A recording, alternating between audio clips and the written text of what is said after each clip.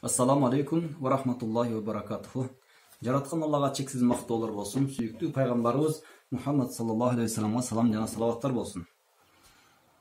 Өткөнкү сабагыбызда сөздөр китебинин кириш сөзүн окуган болчубуз. Азыр биринчи сөздөн баштап сиздер менен чогуу биринчи абзацын окуйбуз.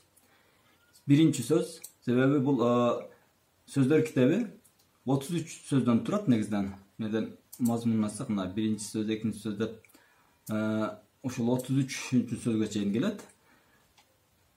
Ошо биринчи сөзү бул бисмиллах деген темага, бул Аллах Тааланын бар экендиги жөнүндө бир өтө сонун күчтүү бир далил катарында тавхид, иман ишеними дейбиз го негизи. Мына ушул ишенимди бекемдей турган өзгөчө бир сабак. Биринчи сөз негизги темасы Аллахтын бар экендигин, бир экендигин далилдеген өтө күчтүү темалардын бири. Бисмиллах өткөн сабагыбызда айткандай, Аллахтын аты менен дегенди билдирет. Бисмиллах хер хайрын башыдыр. Хер деген ар бир деп которулгандай эле бардык деп дагы экинчи варианты которулат. Бул жерде ошо хер деген ар, хайрын дегенде хайр деген сөз арабча жакшылык, сооп деген мааниге келет да, жакшылык, хайрлар.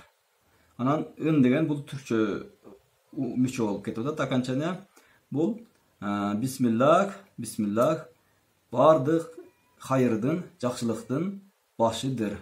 Башыдыр дегенде дагы башы кадимки эле кыргызчадагы айтылгандай эле башы деген сөз баштан алынат да. Ошондо бисмиллах бардык жакшылыктын башы деп которгонубуз туура болот. Башталышы дегенде анда эмесе менбайы же мебдеи деп айтылыш керек эле. Эмне үчүн башы деп айтты? Себеби бул баш деген бул өтө маанилүү бир адамдын организминдеги өзгөчө бир орган. Эгерде адамдын денесинде башы болбосо, ал адам өлүк же жок дегенди билдирет эмеспи?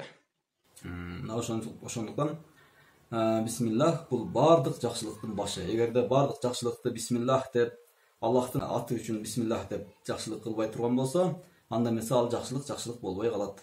Кээде милдет үчүн бир жакшылык кылып кийин ошонусун кайрадан милдет кыла турган болсо, анда эмесе ал жакшылык болуп эсептелбейт.